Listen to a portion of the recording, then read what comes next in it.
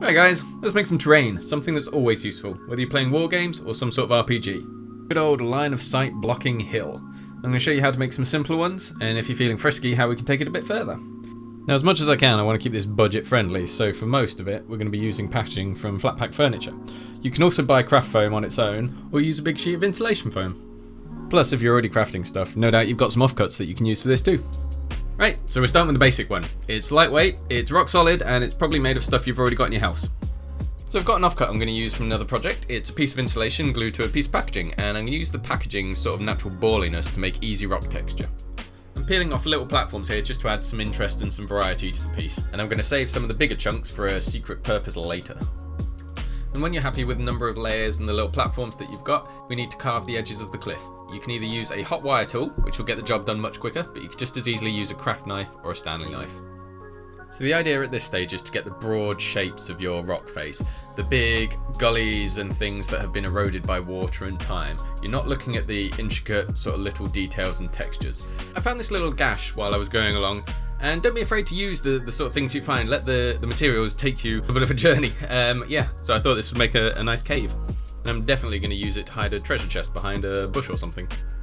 I've switched to the hot wire tool here just because it's a bit quicker, but I actually like the texture that you get from a knife a little bit more. It's a little bit more angular, but as long as you're holding the knife or the cutter at a slight angle, whether you want it to overhang or be a slope, both are good.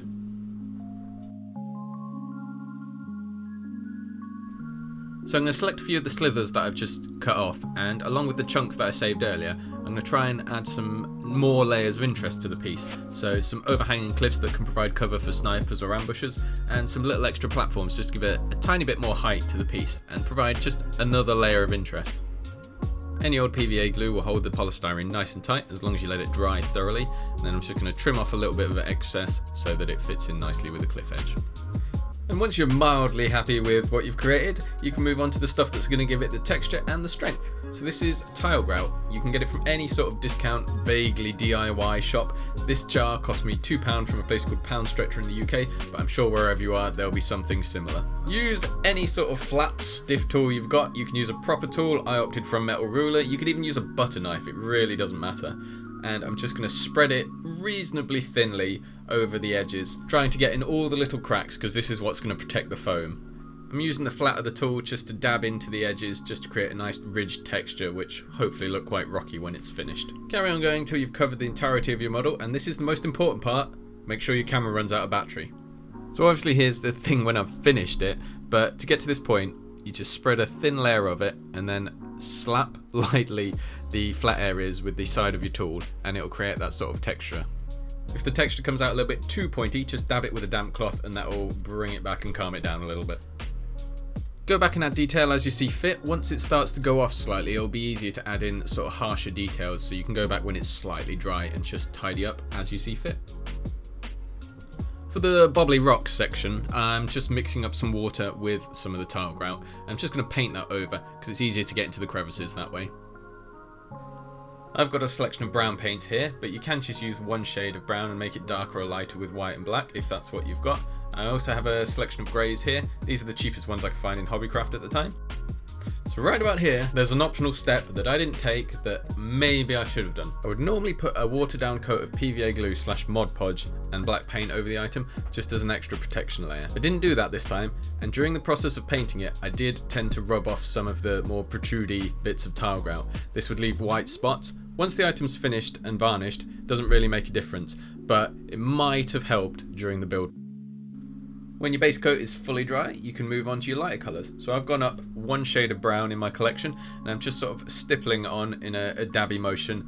I'll probably repeat this quite a few layers, getting lighter and lighter each time, adding more and more pigment onto the piece. I'll likely mix in some greens as well, maybe reds, whatever I feel at the time, just to add variety and create a more natural looking finish. Next we cover the cliffs with our medium grey and let it dry thoroughly, which is really important for when we start dry brushing next. So now you're on to dry brushing. So take a lighter grey, or add a load of white to your current grey, and wipe most of the paint off your brush. I tend to stroke down when I'm dry brushing as if the light source is coming from above, but pretty soon I'll get frustrated and I'll just start going all over the place. As you're going along dry brushing, you might notice that the bits you've already done have dulled slightly as they've dried. This is completely normal, and all you need to do is just maybe put another layer on with a bit more white in. Do it as many times as it takes for you to be happy with the result. You can easily knock a few of these out in a day using very little material, and if you haven't got any terrain, this will bring a great variety to either Wargames or encounters. But I know what you're saying. You're saying, Matt, I'm terribly smart, and you sound awfully handsome. How can I take this further? I'll show you.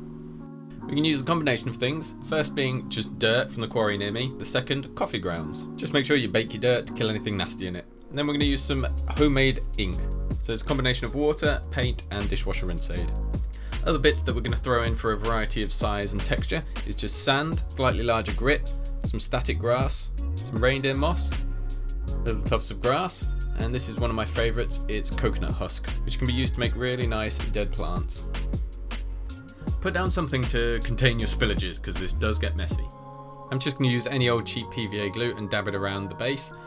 I've also got a pot of watered down PVA glue, and it doesn't matter if we don't cover the entire area because we've painted it underneath, so it won't be too glaring if we miss some areas. Keep layering on the different textures and colours until you're happy with the result. You're not really aiming for a perfect mix of everything you've got, more mixed, scattered, patchy areas, which will require you going back and forth until you find your happy place. I like to mix in the larger stones and sand, particularly around the sort of bobbly cliff areas, the bits that look like they've already crumbled. That looks quite nice. When I need to get glue into a specific crevice or something, I'll use a pipette or a syringe, but a small brush will do just as good a job. Now it's time to get the cliff edges looking neat. So after a little bit of experimentation, I found out that I liked a larger gradient at the bottom and a small line of darker weathering at the top. Here I'm watering down my wash a little bit because it was just a bit too thick. You can find plenty of tutorials on YouTube for how to make your own homemade washes. I recommend Black Magic Crafts. He does an older tutorial which is a little bit simpler, and a newer one if you want to go a bit more in depth to get a higher quality wash.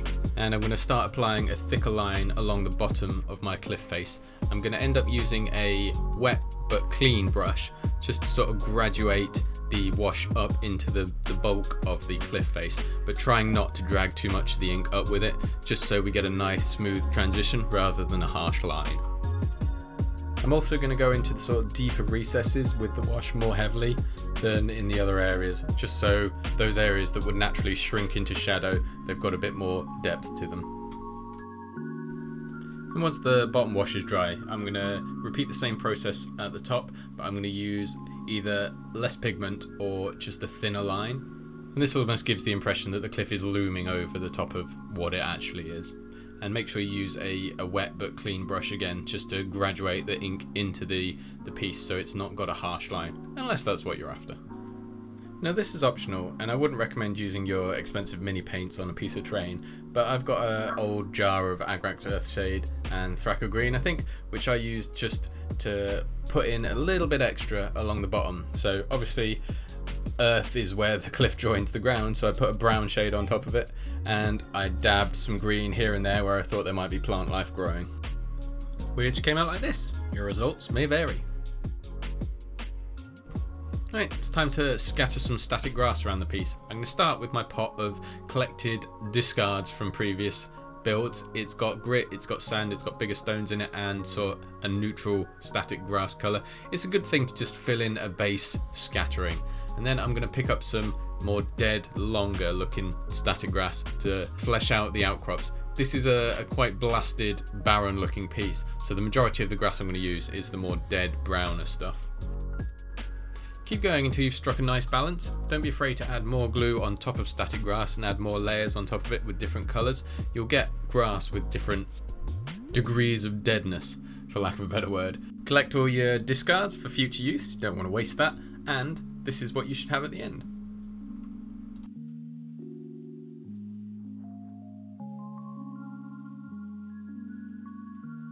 You can seal in all your different materials just using PVA and water. It's about a 50-50 mix, and this will just make sure no dirt falls off on your gaming board. By the end of it, it looks really wet and sodden, but once it dries, it'll be fine, and it'll also make the different materials mesh better together, make the piece a bit more cohesive. And finally, I'm just going to add a splash of colour with a little bit of reindeer moss. I tried some whites, oranges and blues. Decided the blues didn't really work here, but I kept a few oranges and whites around. At first, I'm just going to place them on without gluing them so I can see what fits and what doesn't. And once I'm happy with the arrangement, I'll start using all-purpose glue to keep them in place. I found this piece of reindeer moss, thought it looked like a tree, so I thought I'd add some blossom to it. And that was achieved by just dabbing on some PVA glue and dipping it in some flock. This is my own homemade stuff, which you can make quite easily out of sawdust and paint. Now I used this stuff earlier to make a little dead plant stalk, but this is just coconut husk from a hanging basket. Found it for about £1 in a garden centre. Especially now that it's autumn, it's going to be really cheap. So tear it apart, bring out some of the fibres, and they make really good gnarly roots. They also make nice thorny bushes, as well as dead plant stalks, like you might have seen me do earlier. All you do is take a few of the fibres, scrunch them up and roll them in between your thumb and finger, snip the end off and pop a dab of glue on it, and you've got a nice dead plant. You can see it sticking out the top of that tool section on my hill right now.